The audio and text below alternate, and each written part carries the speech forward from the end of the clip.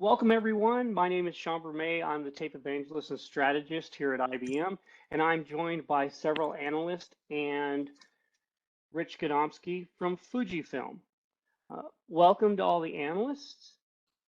Today, we're going to be talking about TS1170, but the first thing I want to do is let our analysts introduce themselves, and we'll start off with Tom Coughlin. Tom, a little bit about yourself. Thank you, Sean. So I'm Tom Coughlin. I'm the president of Coughlin Associates, and I've been involved in the storage industry for over 40 years.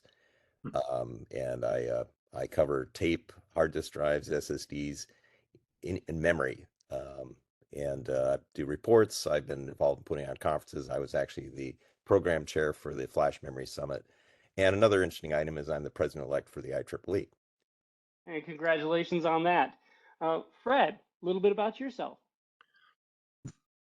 Fred Moore. I live in Boulder, Colorado. I worked at Storage Tech for 21 years and finished there as the corporate vice president of marketing and strategic planning. And in 1998, started my own company, Horizon Information Strategies, where I've been working with most of the guys on this screen for the last 25 years and heavily involved the last several years in secondary storage. And thanks to Tom and a few others, I was at the Flash Memory Summit at the penthouse of the pyramid rather than the basement. But this one is going to fill up the basement and then some. And I'm looking forward to seeing how this announcement really takes off. So thank you for inviting me, Sean. Thank you, Fred, for joining. Brad, a little bit about yourself. Thank you, Sean. I'm Brad Johns. I have my consulting company, Brad Johns Consulting. I've been in the IT business over 40 years now, so I think Tom and I are about the same vintage. Had 32 years with IBM, the last 13 in Tucson, where I currently reside in the storage systems business. Retired from IBM in 2010, started my consulting business. My focus has really been on data storage technology economics, looking at the total cost of operations, and more recently, looking at the energy profiles and sustainability. Great. Thank you. John Monroe. Yes, like Tom, I've been involved in the storage industry for more than 40 years. In 1980, I got a Master of Fine Arts in Poetry from Columbia University, moved to Palo Alto, and promptly went to work in electronic sales. And I've been here ever since. So for the first 17 years of my career until 1997, I spent in what I fondly call the dirty ditch of the VAR channel, trying to make money, buying and selling mostly hard disk drives, but also all things storage. So unlike many analysts or most analysts, I've had actual balance sheet accountability for the stuff that I study. In 1997, I joined Gartner, primarily looking at hard disk drives, subsequently with the interplay between hard disk drives and solid state drives, and then evolved also into covering what we call at Gartner, the external controller-based storage industry. That is fabric attached storage as opposed to direct attached storage. And of course, as everybody on this panel knows, 95% of the stuff is direct attached and not really the high-end ECB systems. So in any case, I retired from Gartner about a year and a half ago after 25 years there. And I've been operating my own little company called Further Market Research, and I've been sponsored for several white papers, and I've got a few more in the works. And like everybody on this panel, I'm really interested, not to say obsessed, with all things storage. I only care about the enterprise now. I really don't concern myself with the consumer markets. But the evolution of the great mass, what I'm calling now the dataverse, is really going to require everything we've got to throw at it, I think, despite the incredible doldrums we find ourselves in now.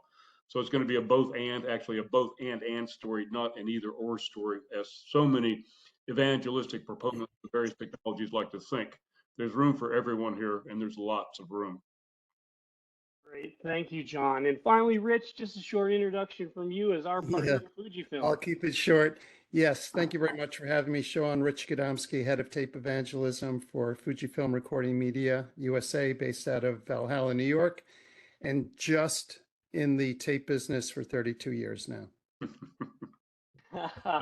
Great. That kicks us a rare resume. A rare resume, that's right. So that kicks us off with our announcement today. This morning, IBM did announce the latest edition of the TS1100 family, announcing TS1170. And some significant jumps here in this. 50 terabytes of native capacity per cartridge, introducing in our enterprise level TS4500 only today, and introducing a brand new F-type media called the JF media with our partnership with Fujifilm. The announcement was this morning, and drives, media, everything will be available to the public on the 25th of this month, August 25th, 2023.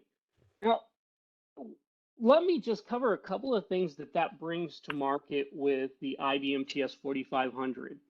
To put things in perspective, when IBM released its linked libraries, 5 libraries connected with 17 frames back in 2010, we could support around 2.1 exabytes of total native data. Total compressed data, excuse me. Today, a single library, TS4500, with TS1170 JF media in it, is 877 petabytes of data in a single library image, 2.63 exabytes. So we're in a decade, we now support as much data as we did in that overall complex. As we get started, I'd like to shoot off to Fred and get your first impressions of that announcement.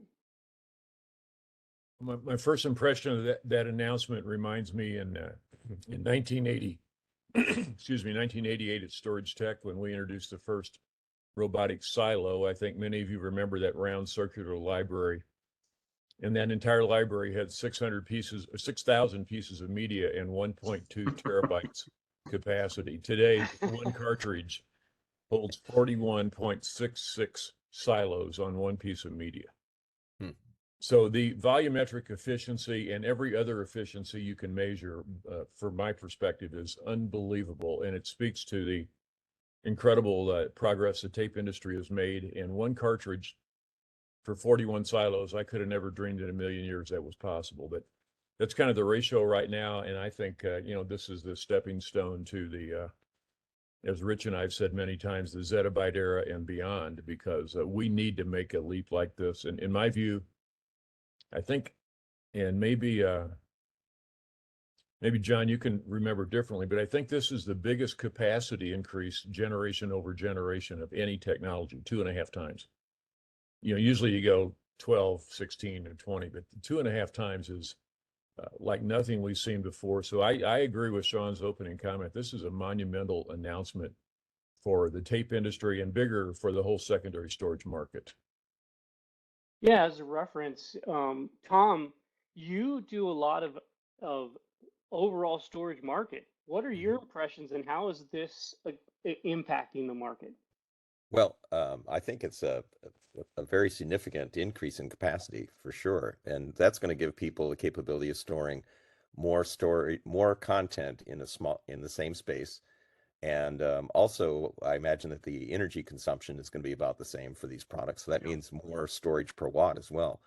And that's going to be very important, I think, in data centers, because a lot of them are constrained on space and many of them are constrained on power availability as well. So it seems to me that, well, first of all, this is a very large jump in capacity. And so I congratulate the folks at Fujifilm and at IBM for putting this together. I think it really is a big advance. And like Fred says, it's one of the larger changes in a generation that I've seen, in storage capacity. So I think there's some great potential here. I believe that magnetic, like I think John also mentioned it, but there's room for all different types of storage. Magnetic tape is excellent for low cost, low impact, environmental impact storage of data for the long term. There's going to be so much data being generated. We need places to put it that are cheap, as well as places that are cheap and even cheap, as well as those that are very fast and more expensive. Great. You led off with talking about energy, and that kind of segues me over to Brad. Brad, as we talk about capacity and the jumps, and Tom brought up energy, you've really focused on this area of energy and sustainability. what is your quick assessment of this in relation to that? Well, this is a pretty dramatic improvement. Anytime that you can, more than double the capacity on the tape cartridge with the same power profile as the predecessor product, suddenly you're talking about, 2 times the energy efficiency, on a per terabyte basis. So that's a pretty dramatic impact. And it kind of echoes Tom's comments, is that as these very large data centers are wrestling with their power profiles, I think this becomes a very compelling solution to addressing that issue, especially when you consider that a lot of the information that's sitting on high performance disk or even flash is not accessed that often. So it's going to force a conversation, I think, in some of those large data centers. This is going to be an attractive solution, and there'll be some discussion about should they be really examining how they can improve their power profile for that data center by moving, colder data off to tape. And in turn, that would impact their sustainability and POE. Yes. You John, bet. everybody's referenced you, and you had a really great introduction that we're going to need all the storage we can get, and you've had a great I don't want to say great response, but certainly a passionate interest in that. Do you feel, with all of the aspects that come with this announcement, that this will lead more IT organizations to at least consider tape, or that this capacity might get them really moving towards tape? My own estimation, rough thing, just looking at pure wattage, not gigabytes per watt, and other more complex kinds of scenarios and calculations. Just looking at the raw power consumption per drive, PCIe solid state drives and SATA hard drives compared with tape, it's not. It's like way beyond orders of magnitude. Brad and I came up with numbers like it's actually over 800 times the power consumption over 5 years for hard disk drives and solid state drives versus tape. Now that is, to call that astonishing or astounding or just unbelievable, it's sort of like an understatement of vast dimension. And I do think, along with Brad and others, that sustainability is really going to be the key to drive adoption. I mean, even the IT managers are like, well, I really want to continue using disk, and the CFO, or now they got the chief sustainability officer roles in many organizations. You can't do that. You must buy tape. Well, I don't wanna. Well, you gotta. So I think overcoming some of the initial prejudice and the inertia. I mean, one of the things about the enterprise markets that I've discovered over many years is that it's like watching paint dry to get change out of these guys sometimes. It's one of my favorite phrases is that if it is not necessary to change, it is necessary not to change. And as Sean, if you and I have discussed in the past, too many IT managers are just kicking the damn can down the road. Well, I know I got to migrate soon. I know that the infrequency of access really does demand greater attention within my data center, but I'm not going to do it tomorrow. So we'll see. I think I really do think a crucial turning point is coming, and sustainability is going to be one of the most crucial decisions being made by IT managers during the next 5 years. That's great input from everyone. Let's take a look at some of the other aspects of this announcement. The TS1170 drive includes a data rate of 400 megabytes per second native. Now, again, that's just standard raw data interfaces over a 12 gigabit SAS or a 16 gigabit fiber channel. Both are supported within the libraries. We also have full encryption on this tape drive that's AES 256 today, and it's quantum safe ready, meaning we're really ready for NIST to do final ratification of all of those algorithms and get it into the drive. There'll be no impacts to the drive except for needing new certificates. With all of this and the combination of features and capabilities, even though the data rate hasn't gone up, what do you think some of the organizations that really have very large data that are going to embrace this are going to do in relation to migrating or looking at new ways to get data to tape? And I say that because there was a McKinsey report out that said around 78% of organizations don't understand how to tier their data. And as that comes forward, let's start with Tom. What do you think the impacts are going to be there as data grows, but also the storage grows? Well, data is growing, and the storage. And if you're going to be keeping more of this stuff, then you're going to need more storage. That's what's driving demand of all of the storage devices. Just to put things in perspective, the usual tiering is, that people use solid state drives now for their primary storage for data that they're effectively working on right now. A little bit cooler storage they keep in hard disk drives because it's less expensive to keep it there than it is in SSDs. And then tape is where they keep the long-term data. As we get more data that we're processing, more data that people are keeping, we're just going to need more of that data that we're going to be keeping long-term as well. And that's again where technology like magnetic tape has really shown its capability. And basically, almost every big data center, hyperscale especially, have tape somewhere, in their infrastructure. And so it's where data tends to end up in the long term. And having a higher capacity storage device that can do that, I think, just makes that even more compelling to keep that data. And especially, you mentioned the encryption. There's increasing, requirements in terms of data privacy and issues like that. And so having drives that can support encryption, can preserve privacy, meet compliance requirements, and especially if ready to move into the new NIST requirements for quantum safe encryption as well. Yeah. Fred, looking at the same comments here around, I know that you looked heavily at performance, data throughput.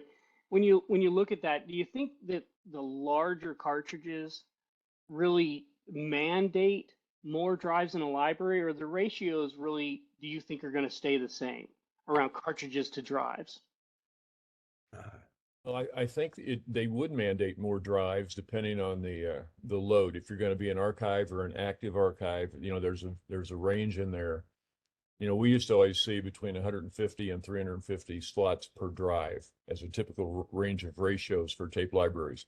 So I think how you do that is going to be fine. And the other thing here is that, we're accumulating data faster right now than we're analyzing it. So we need to let it sit and rest for a long time. And I don't see any way that the large enterprises and hyperscale people will be able to sustain their business through the end of this decade without something like this. Yeah. Do that all on disk, we're going to burn the planet down one way or the other, it looks like. And this would be a great way to do it if we don't use tape to put in active data. I also personally think that a 50 terabyte tape cartridge, compressed up to 3-to-1, I think will change our profile on when data becomes archival. Yeah. I think, we had 90 to 20 days, John, we've been through this, and now we might have a different number in there because the archive pool is so much bigger. Yep. We can absorb data quicker without having to hang on before we go in there. So I think it's going to change at least the profile that I use all the time, and I think John does too, that we're going to have to think about a little different threshold to go ahead and move it out to archive. Yeah. And that's really a good thing. And then the other comment I'd make, Sean, is that for me at least, it's time to make some real headway with RAO, recommended access order. Now we have a bigger cartridge, which means if there's more data on the cartridge, the probability of having more concurrent open files increases. Mm-hmm. Maybe have 30 or 40 requests against one piece of tape. Well, you can do one at a time. One is active, 39 are in the queue. And with RAO, we're going to reorganize that queue to minimize all the physical movement on tape. And I think, John, you had a number, correct me, 80% or better improvement in time to first byte of data, which back from my storage tech days was something that I got beat up with relentlessly. Yeah, right. So I am so glad to see this. And those things to me can be packaged together to be an extremely effective future run here at secondary storage. Well done. Right. It's not your father's Oldsmobile, as they used to say, no. Right? RAO changes that, and you're correct, around 80 to 83% improvement. It's an up to number, of course, depending on the use case, but the more people embrace new features and functions like that, the faster their tape's going to be. Brad, jetting over to you really quick, your comments on you know, the relationship between performance and sustainability, energy, anything you have there would be welcome right now. Well, I mirror a lot of the comments that we've heard. I think it's going to be an interesting discussion. Can talk about inertia and the data centers. I think the challenge that everybody's going to face in the coming years, given the quantity of data, is how do we implement a project that formalizes our archive procedure so that we know that we're cost effectively managing these very large quantities of data. And it doesn't happen without executive leadership at some point in the IT organization that says, I'm going to reprioritize your projects. And the beauty of this announcement is it pays for itself. In a large organization, the TCO is going to be dramatically improved by having a 50 terabyte offering in the volumetric densities.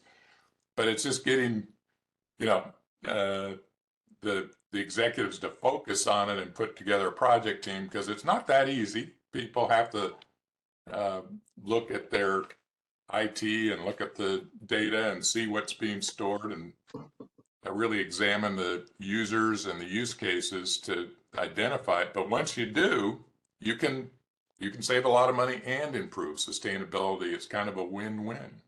Win-win with a return on investment. That's great. You know, before we go into final comments, which I'd like to lead off with John Monroe, I just want to say I've had a vision that, you know, your critical data is really that data you keep forever. So at some point in time, we're almost flipping the pyramid upside down. And I think, Fred, you alluded to this, and that was that your data is going to come in, and some of it's just going to have to sit a little while before we get to it. And that puts your critical data at what is the bottom of the pyramid. So we're flipping it. And that may be how John Monroe's looked at it as well. So I'd like to give everybody about a minute and a half to make comments, and we'll wrap up with some comments from Rich. But John, why don't you lead us off with, you know, just your thoughts on the industry and overall closing comments? Well, yeah, my own current modest, very modest contribution to the industry's TLA's three-letter acronym is SIS, sustainability, immutability, and security. And tape certainly answers all of those critical concerns in a very large way. And back to Fred's comment about this is the largest leap in terms of generational, in terms of capacity. He's right in terms of one generation. Now, hard disk drives were on fire between about 1988 and 2003. We were going like 2.5x areal density improvements per year. We're way beyond Moore's law then. But in terms of the single capacity cartridge, this should be compelling. In fact, you know, a good marketing ploy would be, this is the largest generational leap in capacity of any technology, of any storage technology in history, to the best of my knowledge, certainly in one generation. And I just do believe that this should focus more people on the virtues and the necessity to have something like tape.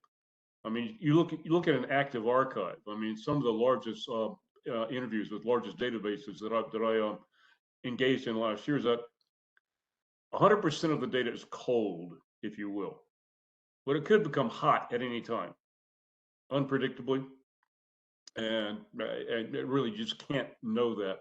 Now that tape will be a good, very good medium for that. The hot data can become cold at any time. The cold data can become hot at any time. So we need a seamless integration of massive capacity and low cost, and this generation answers that. Great comments. Fred, over to you with your closing comments.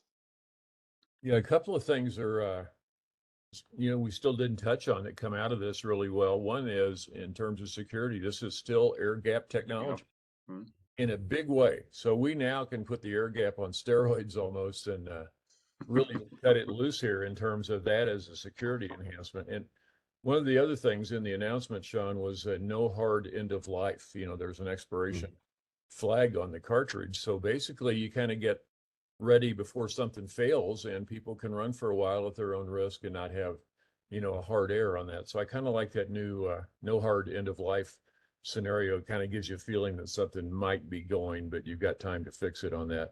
So boy, in terms of the secondary storage world, which is really what we're all about here today. This is a game changer. I can see a lot of aspects changing. You know, sustainability, as Brad said, capacity, amount of storage, the profile on when data becomes archival is going to change, I think. Looking forward to see that, how that pans out. We'll have a new price point for storage to work on. Price per terabyte is going to be looking really good. So this punches so many buttons that we need to, particularly in the enterprise and hyperscale, large scale computing environments. I'm just delighted to get to work on this myself. Yeah. Great. Thank you, Fred. Tom, your comments. So most of last year and certainly this year, there's been really a tough market for a lot of storage and memory products. A lot of that was due to supply chain uncertainties during COVID, as well as people stocking up because of that, and they've been burning off the inventory. But it seems like in the tape market, in the archival market, it's not been quite hit as bad as some of the like SSDs and hard disk drives. And I think that points to the value of archival data, and that the people needed to keep to continue to make their investments and increase the storage capacity in archive. As the amount of and looking forward into the future, that inventory is going to be burned off. People are still needing more storage. There's more smart things connected, generating data. There's more data being used for things like artificial intelligence training and things of that sort. It's just going to drive the amount of data that people are going to need even higher. And that includes the primary data, the secondary data, but it also includes the archive data, the place where we keep the stuff that we want to keep for the long term. And magnetic tape, and especially denser magnetic tape, gives us a sustainable, more sustainable, I think, economical way of keeping that data. And I think it's going to play an important role in future data centers. Thank you, Tom. Brad, let's wrap up with yours before we go to Rich. Well, it's an exciting time. I think this is if you look at the storage industry overall, with the proliferation of flash at the high end and the higher capacities in HDD, and now this new offering in tape, this is a pretty dynamic section of the IT industry. The one data point that I thought was kind of interesting with this 50 terabyte now cartridge capacity, I've been kind of tracking over the years the relative capacities of the highest available hard disk drive versus the highest available tape. I think this is the biggest gap I've ever seen in terms of the absolute number, and pretty close to the difference between the two in terms of just relative difference too. So I think that's a pretty bold statement. And then you look at the roadmap and you say, well, that's a pretty aggressive roadmap too. So it's going to force the conversation, I think, in a lot of data center organizations to say, hey, we really do need to look at this for cold data. Again, it's part of the hierarchy, but it's certainly going to improve both the sustainability and the TCO, I think, relatively speaking, for cold data. But it also is going to force, I think, I mentioned that earlier, maybe this is an area where artificial intelligence would be good to go through all of the access patterns within the shop and take a look at what data is accessed when, how often, so we don't get those surprises where we thought it was archive data, but no, maybe it's really not, and it belongs on higher performance storage.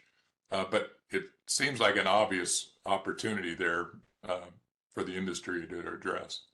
Data management is definitely a push in the sector. Rich, wrap us up before I do our closing comment, and that'd be great. Yeah, thanks very much, Sean. And again, it's an honor to partner with IBM on this. I have to give the group an A+ for covering all the buzzwords. I heard TCO, I heard sustainability, cybersecurity, artificial support for artificial intelligence, incredible amount of data that's going to be generated there. I also heard active archive. I think that's really, when we're talking archive in the future, I think people are going to be interested in active archive, but also the ability to get data offsite, cybersecurity. So I heard it all. Great job. Thanks, everybody. Thank you, Rich. And in closing, this has been a great session. I appreciate all of your inputs. This free forum was wonderful. As Rich said, without prompt, you all have seen value. I always look at tape as, you know, the medium that's preserving humanity's digital history. Mhm. So we're out there, we're preserving it. It's only going to grow. I thank you for taking your time today and look forward to hearing from you and others in the industry.